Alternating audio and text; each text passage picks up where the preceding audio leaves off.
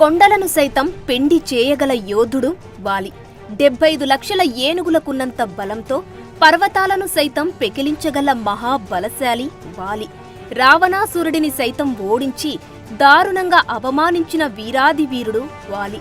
శ్రీరాముడు కూడా వాలితో ఎదురు నిలిచి పోరాడలేక చెట్టుచాటు నుండి చంపాడంటేనే మనకు అర్థమవుతుంది వాలి ఎంతటి శక్తివంతుడు అని. వాలి ఇతన్ని బాలి అని కూడా అంటారు. ఇతను దేవతల రాజు ఇంద్రుడి కుమారుడు. ఇతనికి తల్లి లేదు. తల్లి లేకుండా ఎలా జన్మించాడని అంటారా? అక్కడికే వస్తున్నా. ఇతని జననం చాలా విచిత్రంగా జరిగింది. బ్రహ్మదేవుని తిలకం నుండి వానరుడిగా జన్మించినవాడు వృక్షవ్రజస్సు. ఇతన్ని వృక్షరజుడని కూడా అంటారు. ఒక్కసారి వృక్షరజుడు ఒక తటాకంలో స్నానం చేస్తాడు. అయితే ఆ తటాకానికి యక్షుడి వల్ల ఓ శాపముంటుంది. అదేమిటంటే దానిలో మగవారు స్నానం చేస్తే ఆడవారిగాను, ఆడవారు స్నానం చేస్తే మగవారిగాను మారిపోతారు. అయితే ఇది తెలియని వృక్షరజుడు అందులో స్నానం చేయడం వల్ల ఒక అందమైన అప్సరసగా మారిపోతాడు. అప్పుడు ఆ ప్రదేశానికి వచ్చిన ఇంద్రుడు, సూర్యుడు అతిలోక సుందరిలా అద్భుత సౌందర్యంతో ఉన్న వృక్షరజుడిని చూసి మోహంతో కామ పరవశులై వృక్షరజుడి వాలభాగంలోనూ కంఠభాగంలోనూ వీర్యాన్ని విడిచిపెడతారు. దానికి వృక్షరజుడు కంగారు పడగా అప్పుడు బ్రహ్మదేవుడు వచ్చి కొడుకు వృక్షరజుడిని చూసి ఇంద్రుడు, సూర్యుడి వీర్యం వల్ల ఇద్దరు మహావీరులు జన్మిస్తారని, రావణాసురుడి వధలో రాముడికి వానర సైన్యంతో సహా వీరు సహాయం చేస్తారని చెబుతాడు. ఇంద్రుడు వాలభాగంలో వీర్యం వదలడం వల్ల వాలి, సూర్యుడు కంఠభాగంలో వదిలిన వీర్యం వల్ల సుగ్రీవుడు అయోనిజలుగా జన్మిస్తారు. వీరిని కిష్కింద పర్వతాలలో జీవించమని చెప్పి బ్రహ్మ అదృశ్యమవుతాడు. వాలి, సుగ్రీవులు ఇద్దరు చిన్నప్పటి నుండే మహాబలవంతులు, పరాక్రమవంతులు. వాలి ఎంత బలశాలి అంటే 75 లక్షల ఏనుగులకున్నంత శక్తిని ఒక్కడే కలిగి ఉండేవాడు. పెద్ద పెద్ద కొండ శిఖరాలను సైతం పెకిలించి వాటిని బంతుల్లాగా సరదాగా విసిరేవాడు. అడవుల్లో పెద్ద పెద్ద దృఢమైన చెట్లను సైతం ఇష్టమొచ్చినట్లు పీకి పారేసేవాడు. సూర్య నమస్కారాలు చేయడానికి అతను తెల్లవారుజామున తూర్పు సముద్ర తీరం నుండి పశ్చిమ తీరానికి, అలాగే ఉత్తర సముద్ర తీరం నుండి దక్షిణ తీరానికి వెళ్లేవాడు. సముద్రంలో నడుస్తూ ఈదుతూ వెళ్లిన ఇతనికి అలసటగాని ఆయాసం గాని లేకుండా తిరిగి కిష్కిందకు చేరుకునేవాడు. పెరిగి పెద్దయ్యాక వాలి కిష్కిందకు రాజవ్వగా అతని తమ్ముడైన సుగ్రీవుడు అతనికి మంత్రిగా సేవలందిస్తుంటాడు. అమృతం కోసం దేవతలు, రాక్షసులు కలిసి క్షీరసాగర మదనం చేస్తారు. అప్పుడు మహాబలశాలి అయిన వాలి తన తండ్రి దేవేంద్రునికి సహాయంగా క్షీరసాగర మదనంలో పాల్గొంటాడు. సాగర మదనంలో నుండి కొంతమంది అప్సరసలు జన్మిస్తారు. వారిలో తార అనే అప్సరస కూడా ఉంటుంది. అద్భుత అందగత్తె అయిన తారను ఇంద్రుని అనుమతితో వాలి పెళ్లి చేసుకుంటాడు. వారికి అంగదుడు జన్మిస్తాడు. వాలి కిష్కింద పర్వతాలలో ఉన్న వానరులందరినీ తన సొంత బిడ్డలుగా చూసుకుంటూ వారందరికీ రాజుగా జనరంజక పాలన కొనసాగిస్తుంటాడు. తర్వాత ఇంద్రుడు తన కుమారుడైన వాలి వద్దకు వచ్చి అతనికి కాంచనమాల అనే వరమాలను ప్రసాదిస్తాడు. దీనిని నీవు మెడలో ధరించి యుద్ధానికి వెళితే నీ ఎదురు నిలిచి పోరాడే శత్రువు శక్తిలో నుండి సగం శక్తి నీకు సంక్రమిస్తుందని చెబుతాడు. ఇక అప్పటి నుండి వాలి ఆ వరమాలను ధరించి యుద్ధానికి వెళ్లి తన శక్తితో పాటు తన శత్రువు యొక్క సగం శక్తిని కూడా తనలో కలుపుకొని యుద్ధంలో చాలా తేలికగా విజయం సాధించేవాడు. ఒకసారి నారదుడు లంకా నగరానికి వెళ్లి రావణాసురుడిని కలుస్తాడు. మాటల సందర్భంలో వాలి మహాబలశాలి అని రావణుడితో అనగా కైలాస పర్వతాన్నే అవలీలగా ఎత్తిన నాకన్నా వాలి బలవంతుడా, వాడి సంగతి ఇప్పుడే తేలుస్తానంటూ కిష్కిందకు వచ్చిన రావణుడు తనతో యుద్ధం చేయమని వాలిని సవాలు చేస్తాడు. అప్పుడు వాలి రావణుడితో భీకర యుద్ధం చేస్తాడు. వాలికి ఇంద్రుడు ఇచ్చిన కాంచనమాల వరం వల్ల రావణాసురుడి సగం శక్తి వాలికి వస్తుంది. కొన్ని రోజుల పాటు జరిగిన ఆ భయంకర యుద్ధంలో చివరకు రావణాసురుడిని తన తోకతో బంధించిన వాలి లోకాలన్నీ త్రిప్పుతూ దారుణంగా అవమానిస్తాడు. నేను ఓడిపోయానని నన్ను క్షమించి విడిచిపెట్టమని వాలిని వేడుకుంటాడు రావణుడు. అప్పుడు వాలి రావణుడిని విడిచిపెట్టగా సంతోషించిన రావణుడు వాలితో స్నేహం కోరుతాడు. అందుకు అంగీకరించిన వాలి రావణుడిని తన స్నేహితుడిగా ప్రకటించి స్నేహం కొనసాగిస్తాడు. ఆ తర్వాత ఒకసారి దుందుభి అనే రాక్షసుడు సముద్రుడు పర్వతరాజుతో యుద్ధానికి రమ్మని సవాలు చేయగా వారు అతనితో పోరాడలేమని చెప్పి కిష్కింధకు రాజైన వాలి దగ్గరకు వెళ్లమంటారు. అప్పుడు దుందుభి ఒక పెద్ద దున్నపోతు ఆకారంలో కిష్కింధకు వచ్చి వాలిని తనతో యుద్ధానికి ఆహ్వానిస్తాడు. అనవసరంగా ప్రాణాల మీదకు తెచ్చుకోవద్దని ఆ రాక్షసుడికి వాలి నచ్చచెప్పబోయాడు. కానీ వాడు వినిపించుకోలేదు. దాంతో కోపించిన వాలి దుందుభితో యుద్ధానికి దిగుతాడు. ఇద్దరి మధ్య యుద్ధం భయంకరంగా జరుగుతుంది. రోజుల తరబడి ఒకరిని ఒకరు కొట్టుకుంటారు. చివరకు నీరసించిన దుందుభి కొమ్మలు పట్టి మెలిద్రిప్పి దారుణంగా చంపుతాడు వాలి. అప్పుడు ఆ రాక్షసుడి రక్తం ఋష్యమూక పర్వతం వద్ద ఉన్న మతంగ మహర్షి యొక్క ఆశ్రమం గుండా ప్రవహిస్తుంది. రక్తంతో తన ఆశ్రమం అపవిత్రమైందని కోపగించుకున్న మతంగ మహర్షి అందుకు వాలి బాధ్యుడని తన దివ్య దృష్టి ద్వారా తెలుసుకొని, నీవు కనుక ఋష్యమూక పర్వతం మీద కాలు పెడితే చనిపోతావని వాలిని శపిస్తాడు. ఆ తర్వాత దుందుభి కొడుకు మాయావి తన తండ్రి మరణానికి ప్రతీకారం తీర్చుకోవాలని వాలితో యుద్ధానికి దిగుతాడు. మాయావికి వాలికి మధ్య యుద్ధం భయంకరంగా జరుగుతుంది. నీరసించిన మాయావి వాలితో యుద్ధం చేయలేక భయపడి దగ్గరలో ఉన్న ఒక గుహలోకి పరిగెత్తుతాడు. అతనిని అనుసరించి వాలి, సుగ్రీవుడు ఆ గుహ దగ్గరికి వెళతారు. సుగ్రీవుడిని గుహ బయట ఉండమని చెప్పి వాలి లోపలికి వెళతాడు.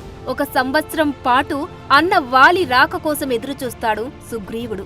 తర్వాత ఆ గుహ నుండి రక్తం ఏరులై పారుతుంది. ఆ రక్తాన్ని చూసి తన అన్న వాలి చనిపోయాడనుకుని ఏడుస్తాడు సుగ్రీవుడు. ఆ రాక్షసుడు మాయావి బయటకు వచ్చి తనను, తన రాజ్య ప్రజలను చంపుతాడేమోనని భయపడి మాయావి బయటకు రాకుండా గుహ ద్వారాన్ని పెద్ద బండరాయితో బయట నుండి మూసివేసి ఇంటికి చేరుకొని అందరికీ ఈ విషయం చెబుతాడు. వాలి మరణించాడని తెలుసుకున్న వానరులంతా బాధపడతారు. తర్వాత వానర పెద్దలందరి సూచనతో కిష్కింధకు రాజుగా సుగ్రీవుడు పట్టాభిషిక్తుడవుతాడు.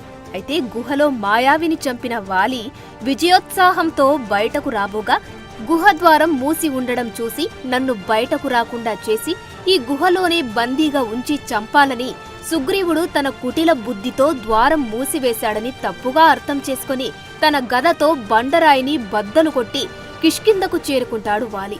అక్కడ సింహాసనంపై సుగ్రీవుడిని చూసి కోపంతో ఊగిపోతూ, నీవు రాజువి కావాలనే స్వార్థంతో నన్నే చంపాలని చూస్తావా ద్రోహి అంటూ సుగ్రీవుడిని దారుణంగా కొట్టి రాజ్యం నుండి బహిష్కరిస్తాడు. అంతేకాక సుగ్రీవుని భార్య రూమాని చెరబట్టి తన ఉంపుడు గత్తెగా చేసుకుంటాడు. తన అన్న వాలి చేత నిందారోపణకు గురైన సుగ్రీవుడు తీవ్ర అవమాన భారంతో ఋష్యమూక పర్వతంపై ఆశ్రయం పొందుతాడు.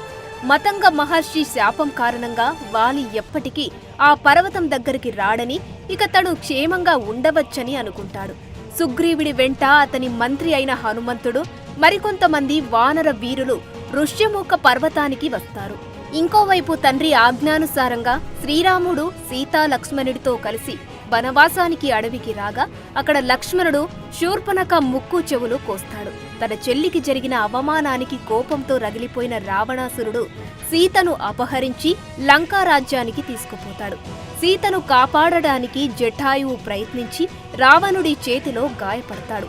అప్పుడు సీతాదేవిని వెతుకుతూ వచ్చిన రామలక్ష్మణులకు సీతను రావణుడు ఎత్తుకెళ్లాడని చెప్పి, మీరు ఋష్యమూక పర్వతంపైనున్న సుగ్రీవుడు వద్దకు వెళితే అతను మీకు సహాయం చేస్తాడని చెప్పి జటాయువు చనిపోతాడు. అప్పుడు రామలక్ష్మణులు ఋష్యమూక పర్వతానికి చేరుకునగా మహాధనుర్ధారులైన రామలక్ష్మణులను దూరం నుండి చూచిన సుగ్రీవుడు భయపడి వారి గురించి తెలుసుకురమ్మని హనుమంతుడిని పంపగా, హనుమంతుడు వారు అయోధ్య రాకుమారులైన రామలక్ష్మణులని సహాయం కోరి వచ్చారని తెలుసుకుని సుగ్రీవుని వద్దకు తీసుకుని వస్తాడు.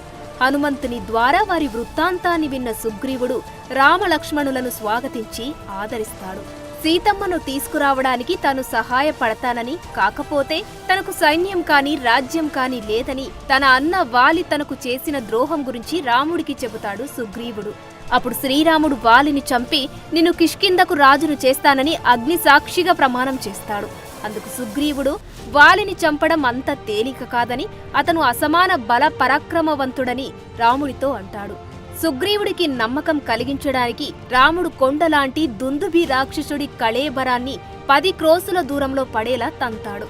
అలాగే ఒక్క బాణంతో 7 సాల వృక్షాలను ఛేదిస్తాడు. రాముడి శక్తి సామర్థ్యాలపై నమ్మకం కుదిరిన సుగ్రీవుడు రాముడిని ఆలింగనం చేసుకుని సీతమ్మను తెచ్చి నీకు అప్పగిస్తానని సుగ్రీవుడు మాట ఇస్తాడు. తర్వాత రాముడి అండ చూసుకుని సుగ్రీవుడు వాలిని యుద్ధానికి పిలుస్తాడు. వాలి సుగ్రీవుల మధ్య యుద్ధం భయంకరంగా జరుగుతుంది. రెండు కొండలు ఢీకొన్నట్లుగా అన్నాదమ్ములిద్దరూ భీకరంగా పోరాడుతున్నారు. ఒకరిపై ఒకరు పిడిగుద్దులు గుద్దుకున్నారు. ఒకరికి ఒకరు తగ్గకుండా యుద్ధం చేస్తున్నారు. దూరం నుండి వారి యుద్ధాన్ని చూస్తున్న రాముడికి వాలి సుగ్రీవులు ఇద్దరు ఒకే పోలికలతో ఉండడంతో వారిలో వాలి ఎవరో పోల్చుకోలేక బాణం వెయ్యకుండా రాముడు మౌనంగా ఉండిపోతాడు. వాలికి ఇంద్రుడు ఇచ్చిన కాంచనమాల వర ప్రభావంతో సుగ్రీవుడి సగం శక్తి వాలికి రావడంతో రెట్టించిన ఉత్సాహంతో యుద్ధం చేస్తాడు. చివరకు సుగ్రీవుడు వాలి చేతిలో దెబ్బలు తిని నీరసించి యుద్ధం చేయలేక యుద్ధరంగం నుండి భయపడి పారిపోయి ఋష్యమూక పర్వతానికి చేరుకుంటాడు. అక్కడ రాముడిని కలిసి నాకు లేనిపోని ఆశలు కల్పించి వాలితో యుద్ధానికి పంపావు, యుద్ధంలో వాలిపై ఎందుకు బాణాలు వెయ్యలేదని నిష్ఠూరంగా మొరపెట్టుకుంటాడు సుగ్రీవుడు. అప్పుడు రాముడు, మీరిద్దరూ చూడడానికి ఒకేలా ఉన్నారు. వాలిని నేను పోల్చుకోలేకపోయాను. ఇప్పుడు నిన్ను గుర్తించడానికి వీలుగా ఈ పూలమాలని మెడలో వేస్తాను. వాలితో మరలా యుద్ధానికి వెళ్ళు, ఈసారి తప్పకుండా వాలిని సంహరిస్తాను అని అభయమిచ్చి పంపుతాడు. సుగ్రీవుడు మళ్లీ కిష్కిందకు వెళ్లి దమ్ముంటే ఇప్పుడు నాతో యుద్ధానికి రమ్మని వాలిని కవ్విస్తాడు. కోపంతో వాలి యుద్ధానికి బయలుదేరబోగా అతని భార్య తార వారిస్తుంది.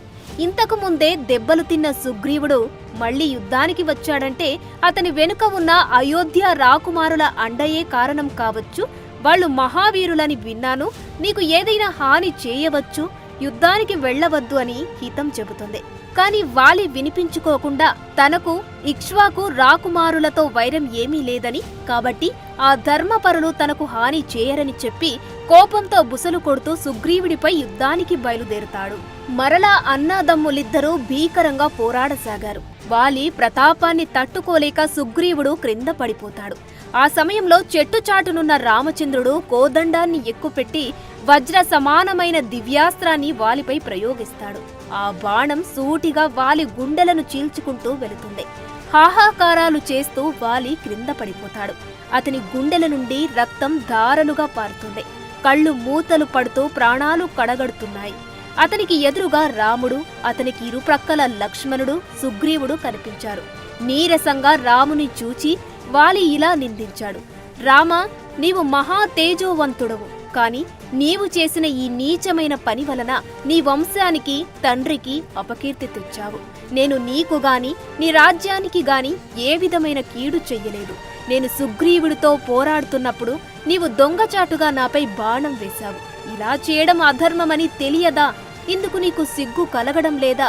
నా సహాయమే కోరి ఉంటే క్షణాల మీద రావుడిని బంధించి నీ కాళ్ల వద్ద పడవేసి నీ భార్యను నీకు అప్పగించేవాడిని. నీ కపటత్వం గ్రహించే నా భార్య తార నన్ను ఎన్నో విధాలుగా వారించింది. కాని పోగాలం దాపురించిన నేను ఆమె హితవాక్యాలను పెడచెవిన పెట్టాను. నేను చావుకు భయపడే వాడిని కాను. సుగ్రీవుడు నా అనంతరం రాజ్యార్హుడే, కాని ఇలా కుట్రతో నన్ను చంపి నా తమ్ముడికి రాజ్యం కట్టబెట్టడం నీకు తగిన పని కాదు అని అంటాడు వాలి. అప్పుడు రాముడు వాలితో, ఇంద్రనందన, నీవు వానరుడివి అనగా జంతువువి. క్షత్రియులు జంతువులను వేటాడి చంపడం రాజధర్మమే. తమ్ముడిని కొడుకులా చూసుకోవాలి. అతను తప్పు చేసినప్పటికీ నీవు అతనిని క్షమించాలి. ఎందుకంటే అతను తన జీవితమంతా నీకు సేవలు చేస్తూ గడిపాడు. నీ తమ్ముడు జీవించి ఉండగానే అతని భార్యను నీవు వశం చేసుకున్నావు. తమ్ముని భార్య కూతురితో సమానం. ఆడవారిపై అఘాయిత్యం చేసే ఎవరికైనా మరణదండనే సరైన శిక్ష. కనుక మన మధ్య ప్రత్యక్ష వైరం లేకున్నా నేను నిన్ను శిక్షించాను. ఇక చెట్టుచాటు నుండి బాణం ఎందుకు వేశానంటే నీ మెడలోని కాంచనమాల వర ప్రభావం వల్ల నేను నీ ఎదురుగా వచ్చి పోరాడలేను. అందుకే దొంగతనంగా బాణం వేయాల్సి వచ్చింది. అయినను అది నా తప్పే. భగవంతుడైనా సరే అధర్మానికి పాల్పడితే శిక్ష తప్పదు. నేను కూడా క్షమార్హుడను కాదు. అందుకే నేను ద్వాపర యుగంలో శ్రీకృష్ణుడిగా జన్మిస్తాను. అప్పుడు నీవు జర అనే వేటగాడిగా జన్మించి నన్ను చంపుతావు అని వరమిస్తాడు. ధర్మ రక్షణార్థమే ఇప్పుడు నిన్ను చంపుతున్నాను.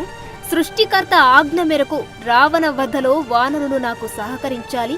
కాని నీవు రావణుడి మిత్రుడవయ్యావు. కనుక నీవు నాకు సహాయపడితే మిత్రద్రోహివవుతావు.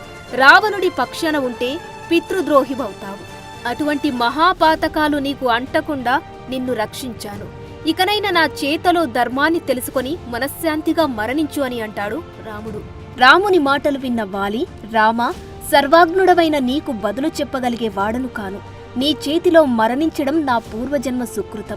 గారాబంగా పెరిగిన నా కొడుకు అంగదుడిని కూడా సుగ్రీవునిలాగానే రక్షించు. నా మీద ఉన్న ద్వేషంతో సుగ్రీవుడు తారను హింసించకుండా చూడు. నా అపరాధాలను మన్నించు అని చెప్పి సుగ్రీవుడిని దగ్గరకు పిలిచి తన మెడలోని కాంచనమాలను సుగ్రీవుడి మెడలో వేసి, కిష్కింధకు రాజువై ప్రజలందరినీ సొంత బిడ్డలుగా చూడు. జనరంజక పాలన చేయి. అలాగే అంగదుడిని సొంత కొడుకులాగా చూసుకో. తార చెప్పే హితవాక్యాలు పాటించు. వెంటనే సీతమ్మను తెచ్చి రామునికి అప్పగించు అని సుగ్రీవునికి హితబోధ చేస్తాడు వాలి. తర్వాత అంగదునితో కూడా బాబాయిని తండ్రిలా చూడు. దేశకాలాలు గుర్తించి ప్రభువు పట్ల విధేయుడై ఉండాలి. రామలక్ష్మణులను గౌరవించు. ఎవరితోనూ అతి స్నేహము, తీవ్ర వైరము మంచివి కావని చెప్పి అందరి వద్ద సెలవు తీసుకుని మరణిస్తాడు వాలి. వాలి మరణంతో వానరులంతా ఏడుస్తారు. తనను కూడా చంపి భర్త దగ్గరకు పంపమని తార రాముడిని ప్రాధేయపడుతుంది. సుగ్రీవుడు కూడా పశ్చాత్తాపంతో కుమిలిపోయి తాను కూడా మరణిస్తానంటాడు. వారందరినీ ఓదార్చిన రాముడు వాలికి అంత్యక్రియలను జరపమని చెబుతాడు. అనంతరం రాముడు కిష్కింధకు రాజుగా సుగ్రీవుడిని, యువరాజుగా అంగదుడిని పట్టాభిషిక్తులను చేస్తాడు. ఆ తర్వాత రామ-రావణ యుద్ధం జరిగి రావణ సంహారం తర్వాత సీత రాముణ్ణి చేరుతుంది. త్రేతాయుగం ముగిశాక ద్వాపర యుగంలో శ్రీరాముడు శ్రీకృష్ణుడిగా జన్మించి దుష్ట శిక్షణ కోసం మహాభారత మహాయుద్ధాన్ని జరిపిస్తాడు. దుష్టులను సంహరిస్తాడు. మహాభారత యుద్ధం ముగిసిన 36 సంవత్సరాల తరువాత ఒకసారి అడవిలో కాలు మీద కాలు వేసుకుని నిద్రపోతుంటాడు శ్రీకృష్ణుడు. అప్పుడు జర అనే వేటగాడు ఆ కాలిని చూసి దానిని లేడిగా భావించి బాణం విసరగా అది శ్రీకృష్ణుడి బొటన వేలుకు తగిలి రక్తం కారి శ్రీకృష్ణుడు అవతారం చాలిస్తాడు. ఆ జర వేటగాడే గత జన్మలో వాలి. రామాయణంలో వాలిని శ్రీరాముడు చెట్టుచాటు నుండి చంపిన అధర్మం ఫలితంగా అప్పుడు రాముడు వాలికి ఇచ్చిన వరం కారణంగా భారతంలో శ్రీకృష్ణుడిని వాలి జరగా జన్మించి బాణం వేసి తన చావుకు ప్రతీకారం తీర్చుకుంటాడు. భగవంతుడైనా సరే తప్పు చేస్తే శిక్ష అనుభవించాల్సిందే. దేవుడే కర్మను తప్పించుకోలేకపోయాడు. మానవులం మనమింత. అందుకే మనం ఎప్పుడూ సన్మార్గం వైపు నడుస్తూ ధర్మాన్ని ఆచరిస్తూ 10 మందికి మంచి చేయాలి. అప్పుడే ఈ పుట్టుకకు ఒక అర్థం, పరమార్థం ఉంటుంది. సర్వే జన సుఖినో భవంతు. For more videos like this, subscribe Big TV channel.